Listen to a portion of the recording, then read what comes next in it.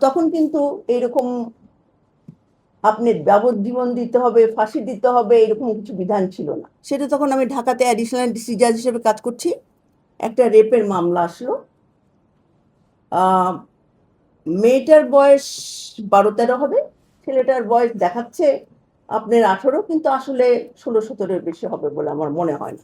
কিন্তু চার্জশিটে লেখা আছে যেটা, ওরা আবেদনই করেনি। ঘটনাটা এরকম যে ছেলেটা তখন ঢাকা কলেজে ফার্স্ট ইয়ারে পড়ে, আর মেয়েটা তাদের বাসায় ডোমেস্টিক ওয়ার্কার হিসেবে কাজ করতো। 12-13 বছরের একটা মেয়ে। মা ওই ছেলের সাথে মেয়েটাকে রেখে ছোট ছেলেটাকে নিয়ে বাইরে গেছে।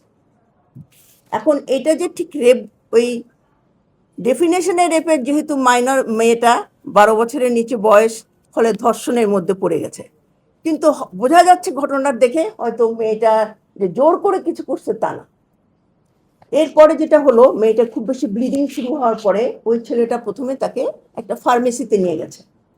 ফার্মেসিতে নিয়ে গেলে ওরা বলছে যে না, ব্লিডিং হচ্ছে, তোমরা হসপিটালে না নাও, না নিলে অসুবিধা হতে পারে। তখন ওই ঢাকা কলেজের ওই ছেলেটা যে মানে রেপ করেছে, সে যে তাকে হসপিটালে নিয়ে গেছে, ঢাকা মেডিকেল কলেজে, কিন্তু হসপিটালে নেয়নি। সে তার নাম দিয়ে হসপিটালে মেয়েটাকে ভর্তি করেছে।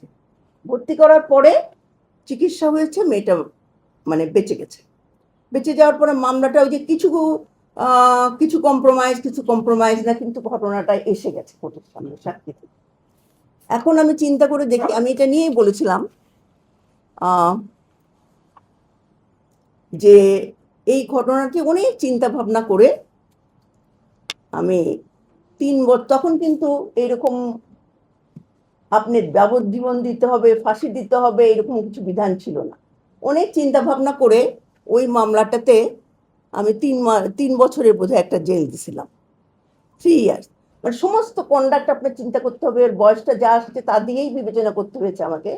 কিন্তু আমি নিশ্চিত যে যদি এখনকার মতো আইন থাকতো, তাহলে কখনোই এই মামলাতে সে কোনো কনভিকশনই হতো না, খালাস পেত। আপনার সব পরিস্থিতি মিলে কি আপনি চিন্তা করবেন যে এরকম ওদের মিটমাট করে নিয়েছে, কিন্তু তারপরে কিছু সাক্ষী এসে গেছে, পরবর্তী ঘটনাগুলো, ছেলেটা যে ক্রিমিনাল মাইন্ডেড, তাহলে তো নিশ্চয়ই এটা করতো।